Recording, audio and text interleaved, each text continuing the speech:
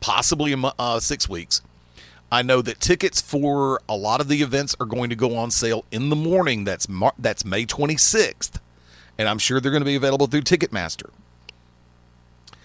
And I'm really looking forward to this for one reason, actually 2 reasons. But before I give mine, I'm going to Pearl Harbor Phillip on this one. Your thoughts on the return with live fans, as well as the new schedule or the release schedule. I mean, I think it's going to be the start of much more travel that you're going to see from the WWE. Not opposed to it. I really am not. I think there are safe ways to do this, to bring people back together. I mean, fortunately, we're at a point where a significant part of the United States population is gotten vaccinated. So that's going to help keep down rates. It's the summertime, which means respiratory conditions travel less. So, I'm very hopeful about it. And if people, and I know, and the only thing that does suck is that people who aren't vaccinated aren't going to wear masks like they're supposed to, and then risk allowing further mutation of further breakthrough strains of the virus, and that requires thought, and so therefore a lot of people won't be doing it. But since a lot of their stuff is going between Florida and Texas actually has lower rates than Florida does, so hey, I am really all for it. I really, really am. Well, here's the fun part about this whole scenario, and I know I'm going to get heat for this, and I don't care. It has been proven that in the majority of cases where people had contracted COVID-19 SARS-2 coronavirus, that the reinfection rate is minimal. From there, the T cell and spike protein antibody count doesn't seem to go away that quickly in most people. Well, I'm not telling people to not get vaccinated. I'm leaving it up to people to make individual choices. So it does, though. So the natural immunity is they think about 3 months. And that's with people who had more strenuous cases. Plus, there are still people who have cases that just they can't shake. Like the long haulers. Yeah. So, it's still a risk. For those people who are like, yeah, the vaccine's so new, ... You're not wrong, but it's a preventative measure at this point. So hopefully they build more therapeutics, that they build more robust vaccines, so that way we don't all have to in a year get vaccinated again. Well, see, that's the problem, because in the UK they're already talking about 6-month booster shots. Oh, I've been paying attention. Trust me, I've been paying attention to this crap too. So, I mean, there are a lot of facets to this Rubik's Cube. And if you don't know what a Rubik's Cube is, kids, look it up. In the words of Paul Heyman, Google it, bitches. I'm not here to educate you. Although we actually do educate people on occasion. Are Rubik's Cubes not a thing anymore? I don't know. I don't pay attention. That's not a shocker. I mean, look. I'm also the one who immediately wants I don't care who gets offended by this. I really don't. The minute I found out that Mr. Potato Head was in the middle of cancel culture, I went out and bought one. But he wasn't. Like, that's the thing. His name is still Mr. Potato Head. That didn't change. No, it didn't. No, they're going to drop the Mr. part and just make it androgynous like Gold Dust. Or Pat from Saturday Night Live from decades ago. It's Pat. Or they're just going to put both in there, and it's like, okay. God, I'm going to get in so much trouble. Okay, I will only do this if I'm dared. Philip, dare me. I dare you. For what it's worth, we could call the new incarnation Demi Potato Head. I think that makes perfect sense. Legitimately. Or it just could be a multi-personality thing. Who knows? One day it could be Mr. Potato Head. Next day it could be Mrs. Potato Head. See, notice they called it Mrs. Potato Head, not Miss. or Ms. Right. Which that indicates marriage. Which in and of itself, well, how come they never put out little spuds? Well, they did. I can't remember what they called little tyke potato head, dude. Tyke potato. There you go. Tyke potato. I'm looking for it. I was seriously sitting there. I'm like, don't they have a boy baby and girl baby, or is it just random baby potato? I think it's baby potato. Either that or it's tater tot. Okay, I see a box.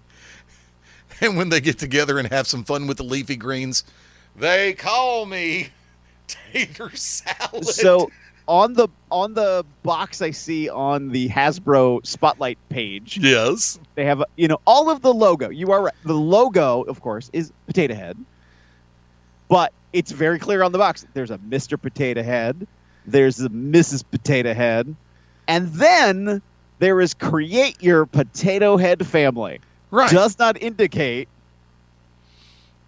what is in the family, but the baby's there. For those who did not hear, you heard an audible thud a minute ago. That was Philip's jaw when I actually had the brass to say Demi Potato Head. There you go. I'm good with that. She could make a fortune on this, more so than singing, and definitely more than acting. My 2 points, hard segue back. Number one, have you noticed on Raw and SmackDown from this past Friday, Raw from Monday, last night, that pretty much everybody has started to genuinely step up their game in ring just a hair? And on the microphone? Mm-hmm. I look for everybody to continue that pace as we get closer to July 16 for SmackDown. Because I will say this, I know that for everybody who had the ability to perform, I'll say honor and privilege, I don't care, it's WrestleMania weekend, not everybody got a chance to do it. For everybody who had that chance to perform at WrestleMania in front of 25,000+ people, I'm sure that was a long-lost friend tapping you on the shoulder and saying, hi there. So I'm willing to bank on the fact that promos are going to be taken a lot more seriously, as well as, even though we're back technically live on Monday and Friday, mm-hmm. The fact of the matter stands, everybody's going to have to step that game up that much more as we get closer to Money in the Bank. I know we've got Hell in a Cell coming up. I know that's going to be in Thunderdome. That's not going to be in front of people unless they change their mind. I wish they'd change their damn mind. You could I've said it before. We've said this here. They could have already combined facets of the Thunderdome with live crowds. So just because we were on the Potato Head thing, I was trying to look up stuff, and like they have a Star Wars line. So it's Mr. Potato Head as Han Spudlow and Han. Whatever. And Mr. Potato Head as Chewbacca. Oh!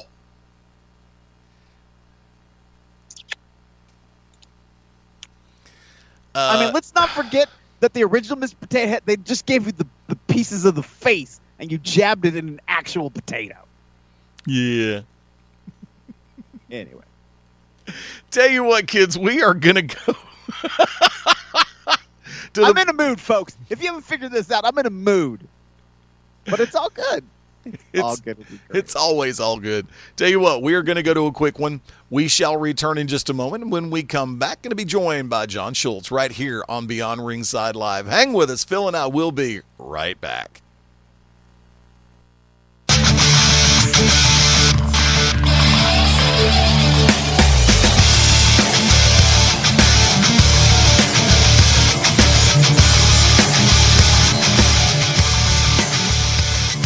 On a beautiful Tuesday night. We're supposed to have a big moon out there tomorrow. Of course, give me enough time and a little bit of Jack Daniels, I'll go out and moon everybody before the night's over with, and you'll have an even bigger moon than the one you'll see in the sky. But hey, what the hell? That's just me. Welcome back into Beyond Ringside Live Tuesday night edition on this 25th day of May. Fast Steady Lane over here. Phil Stamper, welcome back. Well, thank you. And did you know that tomorrow's also an eclipse? That's normally what happens when I actually wear pants. You can't see the moon. Yeah, I know. It's a full lunar eclipse that's supposed to occur. I believe the way that our meteorological teams have put it together is it'll happen for us in the central time zone in the southeast around 4:45 a.m. Of course, in my world, that's also called second last call. Just kidding. For those who are on the video feed. No, you're not. That's the sad thing. You're really not. No, this is actually a bottle of water. I wouldn't say that I gave up drinking. I just said I put it off to the side until the bar tab's paid. And Phil, would you please do the honors? We have a very special guest coming on right now. We do. It is my distinct privilege to bring in Mr. John Schultz. John, welcome. Thank you for joining us today. Thank you so much for having me, fellas. Many facets to the diamond, as we have had a chance to talk a little bit before we went live on air. Accomplished in the world of professional wrestling, and also making the foray into an entirely different field where in this area, we don't call it acting. Over there, they call it acting. It's called the cinema. But before we delve into that, I want to go ahead and, as tradition here on Beyond Ringside, one of my favorite questions, because everybody always has a different answer. Because our careers in pro wrestling are defined by moments. And for you, I ask about two moments in particular. The moment where you first fell in love with pro wrestling. And the second one, when the little bell went ding or the light bulb lit up and your heart goes, I gotta do this. For you, what were those moments? First off, definitely the tales I would hear from my dad when he was a wrestling fan back in the 80s or so, and then the mid 90s, and he would tell me stories about this fascinating man known as Cactus Jack. And I was just enamored by some of the things I heard. And it's like, I know what barbed wire is, and I know what C4 is, and I know what tacks are, and I was like, he's getting thrown off of what now? And like I have access to the internet, and I look into all of these things, and I just was absolutely blown away when I see the Hell in a Cells, and I see, especially just, I always run back to it, the 1995 King of the Death Match tournament, Kawasaki Stadium, Cactus Jack versus Terry Funk exploding barbed wire death match. When the explosions actually worked. And the fact that Mick put himself through all those things for the love of it and for the pleasure of the crowd to just have something to remember forever. It just the fact that he was willing to put himself on that level of pain and those things, it just blew my mind that he could commit to that. And from that moment, I was like, I'm in. And then that moment that really was like that personally, like, I gotta do it was. I think middle school, high school. This was a weird time because like the other boys my age, they were moving out of the pro wrestling. They were kind of in the whole it's cheesy and fake, yada yada, and they were getting more into the UFC. And I was just kind of I didn't dabble too much in pro wrestling.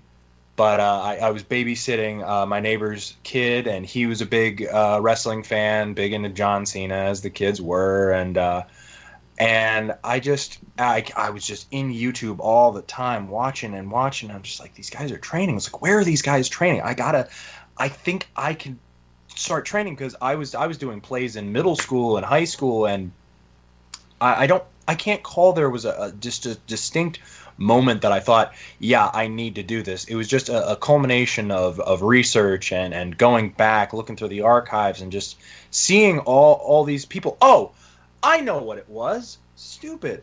I'll give credit to